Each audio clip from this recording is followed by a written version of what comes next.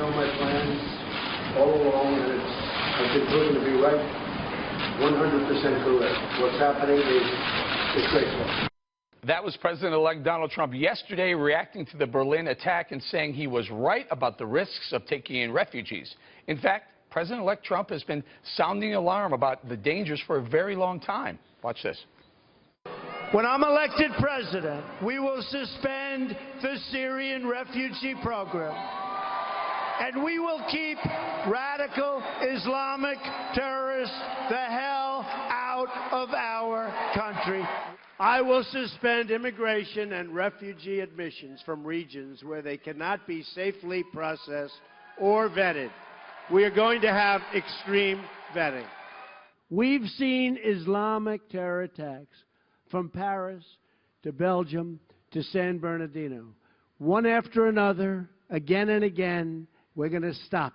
I am going to keep radical Islamic terrorists the hell out of our country.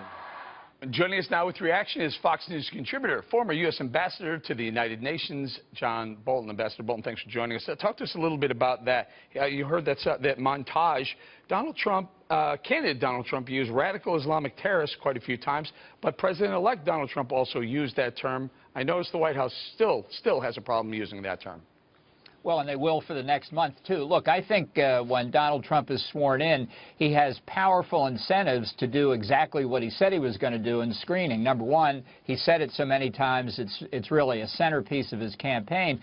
And second, let's be clear, he'll be subject to unmerciful attacks if somebody comes into this country after January the 20th and commits a terrorist attack. I think we've got a massive amount of work to do to protect Americans from people coming in illegally, not just Islamic terrorists, but other threats to our national security.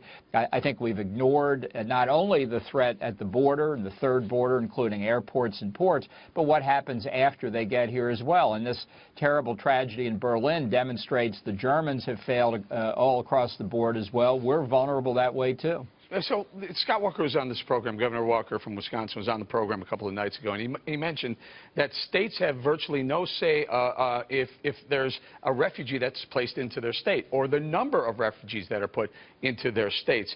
How do we stop this from happening? What do we need to do on the federal level to say, hey, states, you don't want refugees, you don't have to take them, we'll give them to California, Illinois, or New York?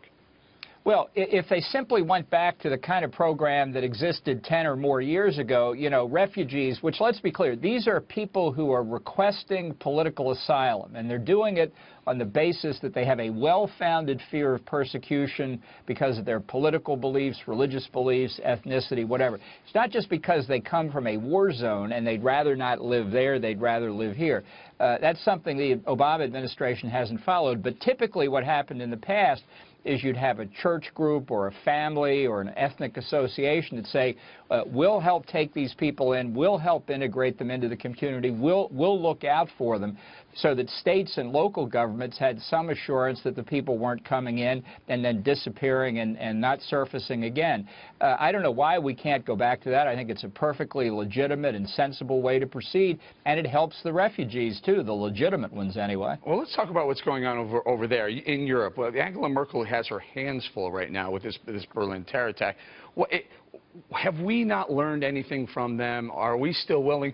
We noted last night that there's going to be somewhere around 110,000 refugees from all parts of the world, Syria, Afghanistan, Iraq, other countries, Yemen, who are going to come into the country. Is this a big mistake? I think voters in Europe are reacting to it already. I think voters in this country reacted to it as well.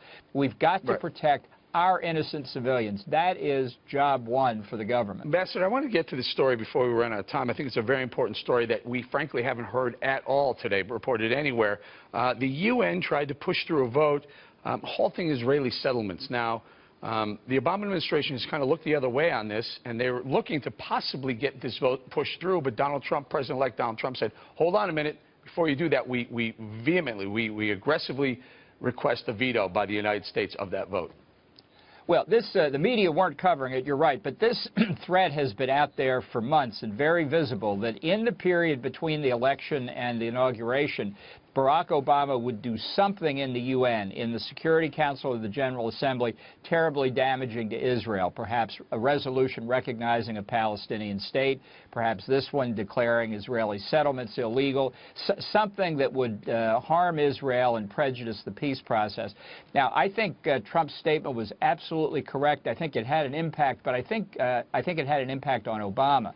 I think Egypt, which represents the whole Arab League here, it's not just Egypt on its own, sensed at 3 o'clock today that the United States was going to veto. If they thought that Barack Obama was going to abstain or even vote yes, they'd have brought that resolution to a vote. So this has been postponed, but I don't think we can say it's over yet. Right. Well, Benjamin Netanyahu has pushed Obama, President Obama, to say that he would veto this vote if it were to come to a vote, and he's been reluctant to do it. And not until President-elect Donald Trump said, we will very aggressively push back on this, did now Egypt say, hey, hold off, we're going to hold off on this vote. Yeah, but my point is this. That registered on Obama. And I think what he said to the Egyptians... But Ambassador, he wasn't going to do it until Trump said so. Until Trump said, hey, we're going to call you out. We're going to let the world know that you let the Palestinians dictate our Palestine-Israel policy. I understand, Eric. That's what I was just saying. Trump's statement caused Obama to say to the Egyptians, this is not the time to press the resolution. But I am worried that what they will do now is modify the resolution in some anodyne way and bring it back again in the days between now and January the 20th. So the threat has been averted for the moment, but I don't think it's over yet. Okay. Very quickly, about a half a minute or so, what's our foreign policy in Syria look like? And it's a big picture thing. Very quickly, with what's going on with Russia, Turkey, Iran meeting to talk Syria, left us out. Quick thought on that one. Under Barack Obama in Syria and the Middle East generally, Russia has a bigger role, more influence in the Middle East than any time since the 1970s when the Soviet advisors were expelled from Egypt. This is bad news for the United States, bad news for Israel, bad news for our Arab friends. All right, we'll leave it right there. Ambassador Bolton, thank you very much. Thank you.